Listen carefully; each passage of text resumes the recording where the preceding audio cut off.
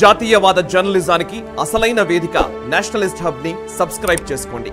Notifications కోసం bell icon పై click చేయండి. సురేష్ గారు, ఉన్న వ్యవస్థని ఉన్న బలాన్ని బీజేపీ వాడుకోలేకపోతుందనే అనిపిస్తోంది. ఎందుకంటే రూలింగ్లో ఉన్నారు, 10 సంవత్సరాలు రూలింగ్లో ఉన్నారు, ఇప్పుడు కూడా రూలింగ్లోనే ఉన్నారు. కాకపోతే చిన్న డిఫరెన్స్ ఏంటంటే ఇప్పుడు సంకీర్ణ ప్రభుత్వం మైనారిటీలో ఉంది, అంతే. అది ఒక్క డిఫరెన్స్ తప్పితే ఇంకేం లేదు. బట్ స్టిల్ చాలా రాష్ట్రాల్లో మెజారిటీ ఆఫ్ ద స్టేట్స్లో ఈరోజు కూడా బీజేపీనే గవర్నమెంట్లో ప్రభుత్వంలో ఉంది, సెంట్రల్లో వాళ్ళే ఉన్నారు. బట్ ఈ వ్యవస్థని, ఈ పవర్ని ఎందుకని భయపడుతున్నారా? మోదీ గారి ఇమేజ్ పోతుందని భయపడుతున్నారా, లేకపోతే ఇంకేమైనా కారణాలు ఉన్నాయా? ఏంటి రీజన్ ఏంటి? ఎందుకు వెనకడుగేస్తున్నారు? వాళ్ళు వెళ్ళినంత అగ్రెసివ్గా ఎందుకు వెళ్ళలేకపోతున్నారు? తిరిగి కౌంటర్ అటాక్ ఎందుకు చేయలేకపోతున్నారు? అంటే వీళ్ళు బీజేపీకి ఇప్పుడు కూడా ఒక ఫీలింగ్ ఏంటంటే వాళ్ళు ఇప్పుడు కూడా ఆపోజిషన్లో ఉందనుకుంటున్నారు. 10 సంవత్సరాల తర్వాత కూడా వాళ్ళకి అది ఇప్పుడు రూలింగ్ పార్టీ అని వాళ్ళకి ఫీలింగ్ ఇప్పుడు దాకా రాలేదు. అది ప్రాబ్లం. ఇప్పుడు చెప్పారు కదా, స్ట్రింగ్ వినోద్ కేసు కానివ్వండి, అది కంపేర్ చేస్తే ధ్రువ రాతితో ఎందుకు తీయట్లేదు?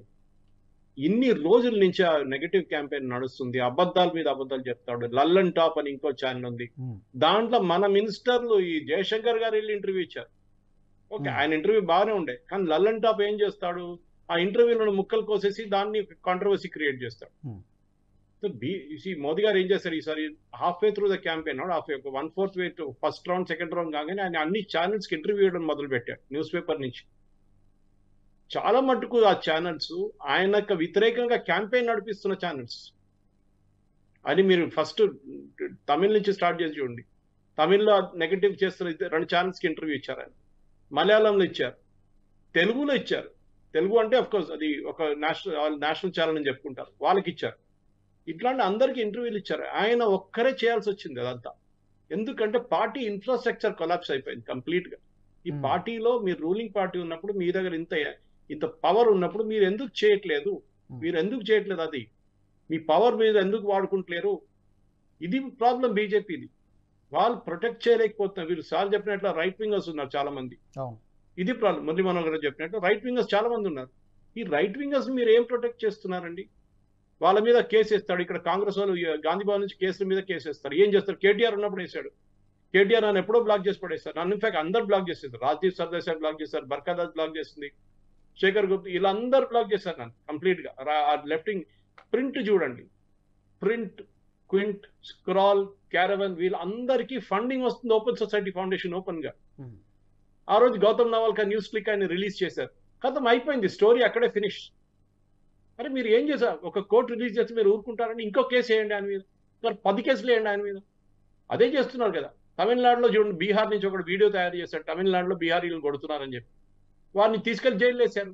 అదే టైంలో ఇంకొకరు బీజేపీ వ్యతిరేకంగా స్టోరీ రాస్తే వాడిని ఫ్రీగా పెట్టుకున్నారు, ఫ్రీడమ్ ఆఫ్ ఎక్స్ప్రెషన్ చెప్పారు సుప్రీంకోర్టు. మీ దగ్గర ఒక డెడికేటెడ్ ఐటీ సెల్ లేదని చెప్తున్నాను. బీజేపీది ఒక సీనియర్ మోస్ట్ లీడర్ ఉన్నారు ఒక ఆయన నన్ను సుప్రీంకోర్టులో నా కేసు నడుస్తున్నప్పుడు కలిశాడు. I don't want to take his name. ఇప్పుడు అఫీషియల్ పార్టీ స్పోక్స్ పర్సన్ ఆయన. అప్పుడు ముందు సమాజ్వాదీ పార్టీలో ఉండే, దాని నుంచి బీజేపీకి వచ్చింది. నేను ఆయన దగ్గర వెళ్ళి చెప్పాను, సార్ నాది ఇట్లా కేసు ఉంది, నా మీద పినరాయి విజయన్ గారు ఒక తప్పుడు కేసేసారు, నా మీద లైఫ్ థ్రెట్ ఉందని చెప్తే, సరే చూసుకుందాం అన్నారు. ఇది కోర్టు బయట కారిడార్లో కూర్చుని నా కేసు హియరింగ్కి వస్తున్నప్పుడు. కానీ నా లక్ ఏమైందంటే అప్పుడు జస్టిస్ మిశ్రా గారు చీఫ్ జస్టిస్గా ఉన్నారు. He immediately took up my case. Within 3 days నా హియరింగ్ వచ్చింది. నాకు కపిల్ సిబ్బల్ లేరు, నాకు అభిషేక్ మనీ సింఘ్వి లేరు, నాకు చిదంబరం లేరు, ఎవరు లేరు. చిన్న లాయర్ నా ఫ్రెండ్స్ ఇద్దరు, వాళ్ళు నా కోసం cases. But he heard it immediately. And immediate గా justice Parashar and justice Lalit later on became the chief justice. ఆయన వాళ్ళిద్దరు వినేసి వితిన్ 3 నిమిషాల్లో ఆర్డర్ ఇచ్చేసారు, థ్రెట్ పర్సెప్షన్ బేస్డ్ సెక్యూరిటీ అని చెప్పేసి. ఎంతమంది వెళ్తారండి అంత దూరం? అది అడగడానికి ఎంతమంది సుప్రీంకోర్టు దాకా వెళ్ళగలరు? మీరు ఒక ఈకో సిస్టమ్ క్రియేట్. ఇన్ఫాక్ట్ చాలా క్యూరియస్ రాజు గారు, ఆ కేసు నడుస్తున్నప్పుడు నాకు ఒక మెసేజ్ వచ్చింది నా ఫోన్ మీద, ఈ నంబర్ మీద కాల్ చేయండి అని చెప్పి. కాల్ చేస్తే భువనేశ్వర్ నుంచి ఒక ఆర్గనైజేషన్ వాళ్ళేమన్నారంటే, మీ లీగల్ ఎక్స్పెన్సెస్ అంతా మేము చూసుకుంటాం, మీరు కోర్టులు ఎంత ఖర్చు పెట్టారో అన్ని మేము చూసుకుంటాం అన్నారు.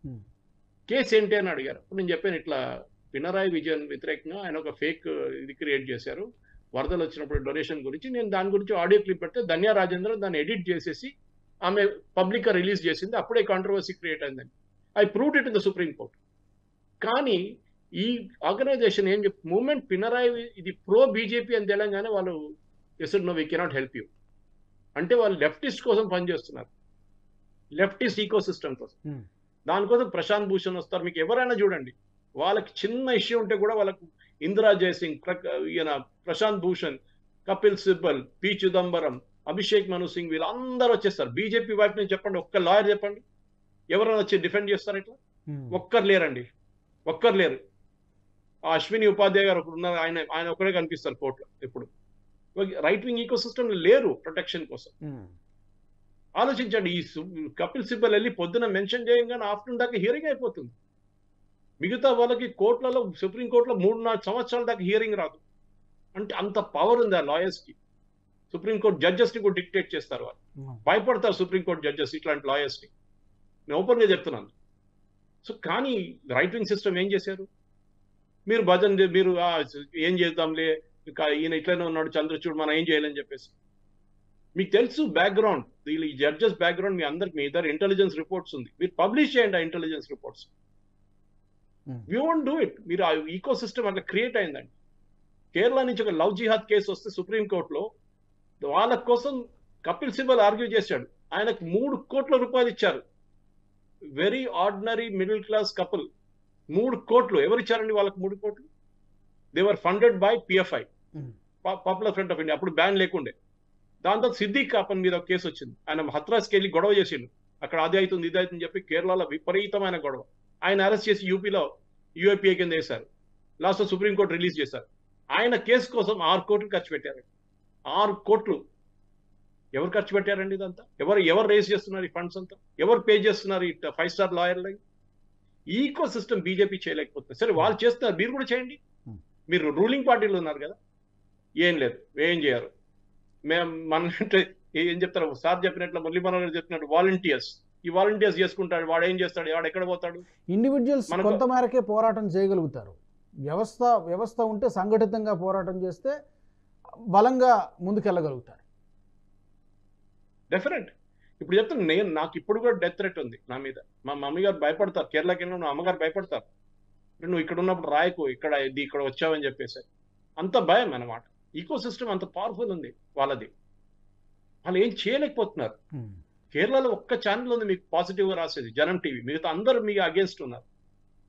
అది కాకుండా మీరు చూడండి, తమిళ్లో చూడండి, ఒక్క ఛానల్ ప్రో బీజేపీ లేదండి. Same with Kannada, same with Telugu. ఇక్కడ బీజేపీ లీడర్స్, నాకు తెలిసి బీజేపీ సీనియర్ లీడర్స్ ఇక్కడున్న టాప్ 3-4 ఛానల్ డబ్బులు ఇచ్చారు క్యాంపెయిన్ కోసం. అంటే ఒఫీషియల్గా వాళ్ళ కోసం పాజిటివ్ న్యూస్లు తయారు చేయడము, వాక్ అబౌట్ కవర్ చేయడం, దీనికోసం. కానీ నాకు తెలియదు నేషనల్ స్టాఫ్కి ఏమి ఇచ్చారో అని. ఏమి ఇచ్చే ఉండరు కూడా నాకు డౌట్ ఉంది. బికాస్ సాయి గారి దగ్గర అడగాల్సింది అది. I don't think you people would have got any money. మీకు రాదు డబ్బులు. మీరు ఎంత కష్టపడి రైట్ వింగ్ కోసం పనిచేసి ఎంత మోదీ గారి గురించి మంచిగా మాట్లాడినా బీజేపీ వాళ్ళు మీకు డబ్బులు ఇయ్యరు. వాళ్ళు ఇస్తారు ఎవరికి? ఇక్కడ ఉన్న యాంటీ మోదీ ఎవరు మాట్లాడుతూ వాళ్ళు డబ్బులు ఇస్తారు. ఇంకొక విషయం కూడా ఉంది సురేష్ గారు, ఇప్పుడు వీళ్ళు డబ్బుల కోసం కూడా పని చేయట్లేదు. ప్రాబ్లం రైట్ వింగర్స్ ఎవరు కూడా డబ్బుల కోసం పని చేయట్లేదు, వాళ్ళ ఐడియాలజీ కోసం పని చేస్తున్నారు. నేను ఇండివిజువల్స్ గురించి మాట్లాడాను, ఛానల్స్ గురించి మాట్లాడాను. ఛానల్ సర్వైవ్ కావాలి కదండి. ఇప్పుడు మురళీ మనోహర్ గారు చెప్పినట్టు చాలా మంది ఉన్నారు యూట్యూబర్స్, బీజేపీ అంటే రైట్ వింగ్. వాళ్ళు మొబైల్ ఫోన్ పెట్టుకొని వాళ్ళు యూట్యూబ్ లో రైజ్ చేస్తారు. విత్ ఇన్ నో టైం 2 నెలల్లో వాళ్ళని స్ట్రైక్ అవుట్ చేసేస్తారు యూట్యూబ్. వారి మీద 50 మంది డైలీ 60 మంది రిపోర్ట్ చేస్తారు వాళ్ళ మీద. ఈకో సిస్టమ్ క్రియేట్ చేస్తారు. కాంగ్రెస్ కానివ్వండి, ఎంఐఎం కానీ, ఇట్లాంటి పార్టీస్ హైదరాబాద్. కానీ అదే టైంలో రూలింగ్ పార్టీలో బీజేపీ ఒక్క కేసు కూడా రిజిస్టర్ చేయలేకపోతున్నారు. ఈ జుబేర్ మీద డైలీ 10 కేసులు వేసి చూడండి, అప్పుడు ఏమవుతుందో చేయట్లేదు. వాడు అబద్ధాల మీద అబద్ధాలు చెప్తాడు, కానీ మీరు చేయలేకపోతారు. అది ప్రాబ్లం. రాజు గారు, ఈ కొద్దిగా నేను ఎక్స్టెండ్ చేస్తున్నాను. చెప్పండి. మొన్నటి ఎన్నికల్లో, అసెంబ్లీ ఎన్నికల్లో నేను చూశాను, కాంగ్రెస్ క్యాంపెయిన్ చేస్తా ఉంది, మార్పు రావాలి, మార్పు కావాలి, కాంగ్రెస్ రావాలి లాంటి నినాదం తీసుకొని చేస్తున్నారు. టీవీలలో, పర్టికులర్ టీవీలలో అన్ని వీటిల్లో వస్తుంది, ఈ ప్రచారం బాగా వస్తుంది.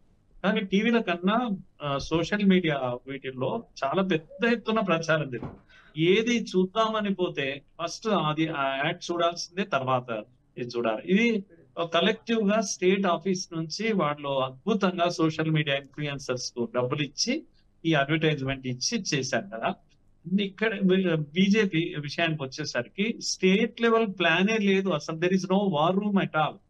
సోషల్ మీడియానే చాలా ఇన్ఫ్లుయెన్స్ చేస్తుంది కనుక రాష్ట్రం నుంచి ఎవ్వరికి కాస్త డబ్బులు ఇవ్వాలి, ఫీ పే చేయాలి, ఏ ఛానల్స్ ను ప్రమోట్ చేయాలి. ఒకటండి నాకు అర్థం కాదు, నేను అడిగాను వాళ్ళను కొందరిని ఎలా చేస్తున్నారంటే ఇంత వ్యూవర్షిప్ ఉన్న వాళ్ళకు ఇవ్వాలి అని ఇట్లా నిర్ణయం చేశాను. వ్యూవర్షిప్ ఉన్న దాంట్లో లెఫ్ట్ థాట్ ఉండేటువంటి లీవర్షిప్, ఊరికే నేను పేరు తీసుకుంటున్నా, నాగేశ్వరరావు గారు ఉన్నారు అనుకోండి, ఆయనకు వ్యూవర్షిప్ ఎక్కువ ఉంటుంది కనుక ఆయనకు డబ్బులు ఇచ్చేస్తారు. అలాంటివి ఇచ్చారు వీళ్ళు. ఇంత దుర్మార్గం అని అంటే మీ వ్యూ పాయింట్ ను రోజు గొంతు దించుకొని ప్రజెంట్ చేస్తున్నారు జాతి కోసం, జాతి హితం కోసం, మీ హితం కోసం కాదు, మీ పార్టీ హితం కోసం కాదు. ఈ నేషనలిజం ను నిలబెట్టాలనేటువంటి గొంతు దించుకొని వాడు అరుస్తూ ఉన్నాడు. ఆ ఛానల్ క్యారెక్టర్ ఏందో మనకు తెలియదా? క్యారెక్టర్ ను చూసి డబ్బులు ఇస్తారా? వ్యూవర్షిప్ చూసి డబ్బులు ఇస్తారా? వ్యూవర్షిప్ బాగున్న వాళ్ళకి ఇవ్వండి, మన క్యారెక్టర్ ఉన్న వాళ్ళకి ఇవ్వండి. ఇలాంటి ఏమీ లేదు ఇక్కడే కాదు, దేశం అంతా కూడా ఇలాంటి ఒక సిస్టమ్ లేదు, వీటిని చూసే వాళ్ళు లేరు. ఒక సిస్టమ్ లేదు, దాని కౌంటర్ ఇచ్చే ఒక సిస్టమ్ లేదు. నేను అడుగుతాను, ఒకసారి ఒక 15-20 ఛానల్స్ తో నేను కూర్చున్నాను, ఇంతకుముందు చెప్పాను. కూర్చున్నప్పుడు ముచ్చట పెట్టాను వాళ్ళతోటి.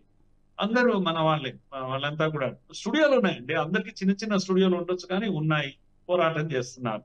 కలెక్టివ్ ఏం చేయగలుగుతారు అంటే ఎవరి ఇండివిజువాలిటీ వాళ్ళకు ఉంటుంది, ఎవరి వాయిస్ వాళ్ళకు ఉంటుంది, ఎవరి కంటెంట్ వాళ్ళకు ఉంటుంది. మీరు అనవసరంగా ఒకే మాదిరిగా ఉండే ప్రయత్నం చేయొద్దు, ఎందుకంటే ఐడెంటిటీ ఈజ్ వెరీ ఇంపార్టెంట్. కనుక మీరు ఒక దగ్గరికి రావడం దాని కొరకు కాదు, కంటెంట్ కొరకు కాదు. కానీ లీగల్ బ్యాటిల్స్ చేయడానికి అందరం కలిసి ఒక మంచి అడ్వకేట్, మన ఐడియాలజీ ఉన్న అడ్వకేట్ ను పెట్టి ఈ పోరాటం ఎందుకు చేయకూడదు? మనం లీగల్ బ్యాటిలే కదా ఇప్పుడు కావాల్సిందంతా కూడా. చర్చే చావు వచ్చింది కదా, ఒక్కొక్క ఛానల్ మీద రిపోర్ట్ చేస్తా ఉన్నారు, మన గొంతు నిలిపేస్తా ఉన్నారు. కలెక్టివ్ లీగల్ బ్యాటిల్ చేయాలి. దీనికి బీజేపీ లాంటి వాళ్ళు ఒక ప్లాన్ చేస్తే ఎంత బాగుంటది. దేశం అంతా కూడా ఇలాంటి పరిస్థితే ఉంది. ఇది ఎక్కడే దగ్గర కాదు. There is no formal system, there is no structure, there is no support system to our voices. అరే మన గొంతులు ఇవన్నీ కూడా, ఈ గొంతును కాపాడుకుందాం అనేటువంటి సోయి కూడా లేకపోవడం చాలా దురదృష్టకరం. అలాంటి ఒక వాతావరణం మనకు కనిపిస్తుంది. ఇంకో వైపేమో ఎనిమి చాలా ఆర్గనైజర్ గా తయారయ్యాడు, మన గొంతును నిలిపేస్తున్నారు, మన ఛానల్స్ ను మూతపెట్టిస్తున్నారు. చివరికి ఎలక్షన్స్ టైంలో అయితే డబ్బులు ఇస్తున్నారు. మన వాళ్ళు నాతో చెప్పి బాధపడుతున్నారు, సార్ వీళ్ళు డబ్బులు ఇస్తున్నారు, నా ఛానల్ నిలబడాలి, ఏం చేయాలి, వాళ్ళకు అనుకూలంగా నేను మాట్లాడాల్సి వస్తుంది అని నాతో వాపోయారు. నేను పేర్లు చెప్పగలను ఇలాంటివన్నీ కూడా. ఇలాంటి ఒక పరిస్థితి ఉంది దేశం అంతా కూడా. ఎందుకో బీజేపీ అనకూడదు కానీ నిజంగా కూడా మా మోడీ ఉన్నారు, అన్ని ఆయన చూసుకుంటాడు అనే ఒక అహంకారం సెకండ్ థర్డ్ గ్రేడ్ క్యాడర్స్ లో వచ్చేసి, అందుకే వాళ్ళు ఎవరు ఈ విషయాన్ని వ్యూహం అవసరం దీనికి అని ఆలోచించే వాళ్ళు ఎవరు లేనట్టుగా కనిపిస్తున్నారు. ఈ వీడియో మీకు నచ్చినట్టయితే లైక్ చేయండి, 10 మందికి షేర్ చేయండి. అలాగే కామెంట్ల రూపంలో మీ అభిప్రాయాలను మాతో పంచుకోండి. Nationalist hub group of channels ను సబ్స్క్రైబ్ చేసుకుని తెలుగునాట జాతీయవాద జర్నలిజాన్ని ప్రోత్సహించండి. ఈ వీడియో కింద ఉన్న బెల్ ఐకాన్ పై క్లిక్ చేయడం మర్చిపోవద్దు.